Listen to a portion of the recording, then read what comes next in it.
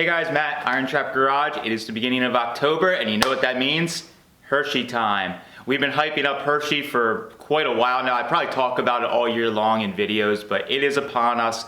Hershey is this week, and we are really excited to jump in the meat truck and head on over there. So one of the videos you guys saw recently, we were fixing up the meat truck and getting it all like road trip ready. This is actually probably the farthest I've ever taken the meat truck. In previous years, I've taken my like F-250, shared like a space with some of my friends, but this year I actually inherited or got given to me 3 really good spaces in Chocolate Field, and we're gonna be setting up in there. So I needed to do it right, bring the meat truck, bring a ton of parts to sell, and basically be set up to live in Hershey for like almost a week. So we're gonna be jumping in the meat truck. Mike's gonna follow me in my F-250 with our tables, all of our like odds and ends big stuff that we couldn't fit in the meat truck. And we're gonna drive down the road, head to Hershey. We'll see what we do on the turnpike driving to Hershey with the meat truck. It tops out at like 55, so that'll be kind of hilarious watching people look at us on the Pennsylvania Turnpike in the meat truck. But we're gonna get down there, get set up, and see what kind of finds we get. As always, try and cover the show, what we enjoy about the show, and things we saw that we thought were interesting. And this is just gonna be a general overview of our week there. If you haven't, you can check some of the other videos we've posted already that were like the sign videos, the car corral, some of that stuff we're posting. We're also gonna have the car show video posted up of the actual show on Saturday. So if you didn't listen to my advice this year and go, watch all of these videos, get bummed out that you didn't go, and now you gotta count the days down until next year. So let's see what we find.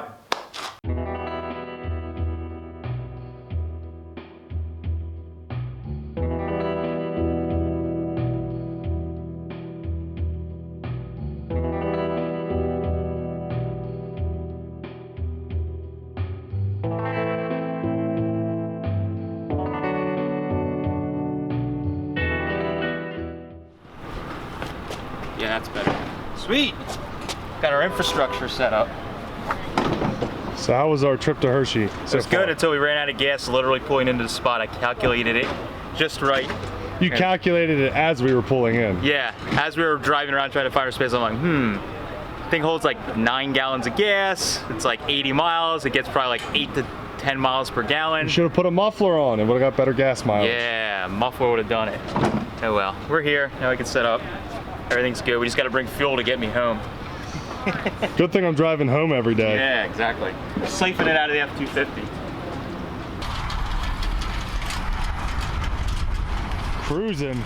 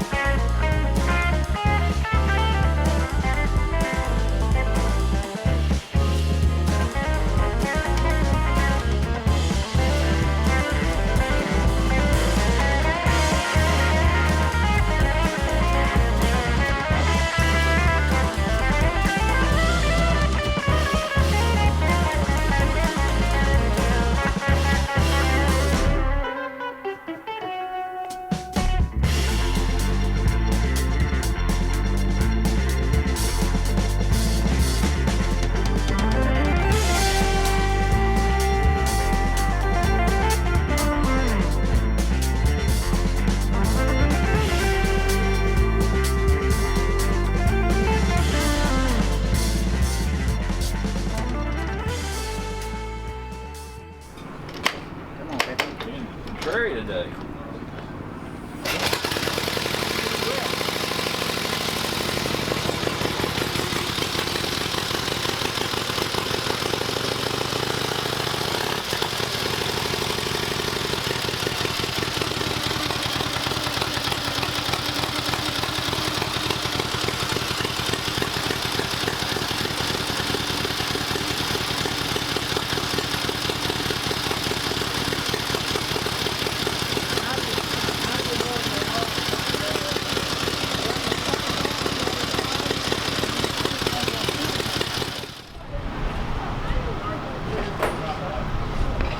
Isn't Jay looking for one of those? Yes, we're gonna badger Jay into trying to get him to buy it. He is a cheap ass, so he probably won't, but this is perfect for him.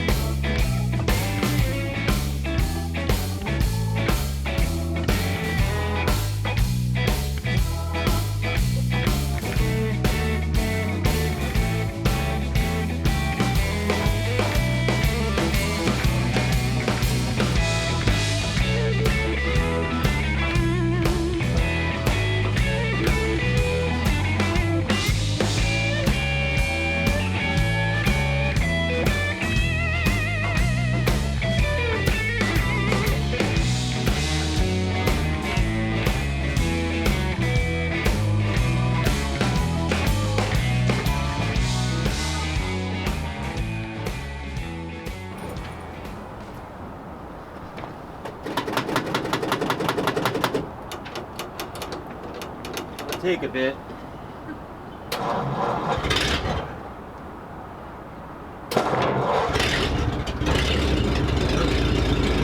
Oh yeah, it's gonna die.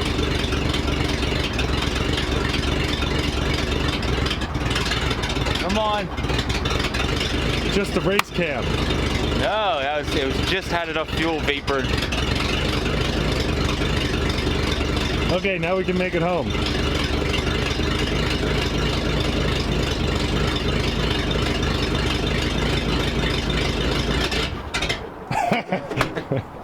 That no choke thing really is a bummer. Let it warm up.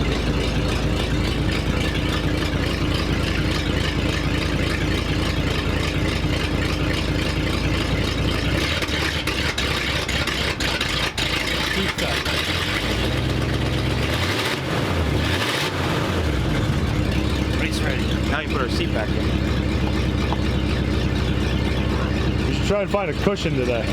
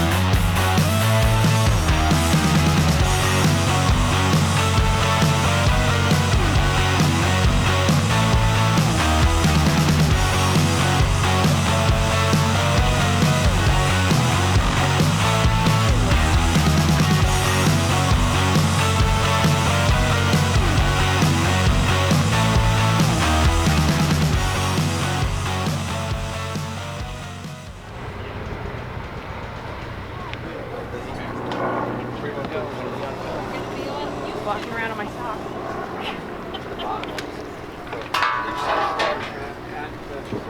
What up?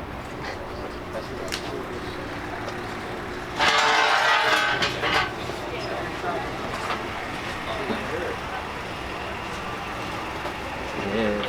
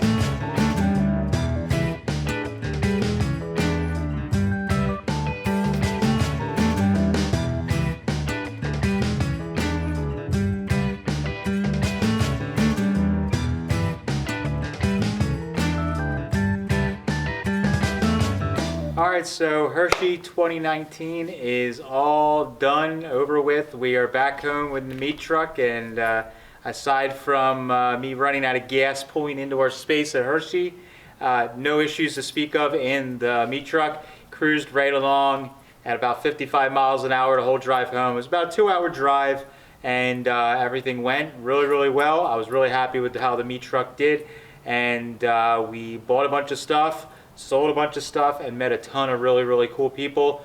The stuff that I got was really awesome. Probably my favorite thing that I got was this old car club or hot rod club banner that was like handmade, probably from the 50s, I'm guessing.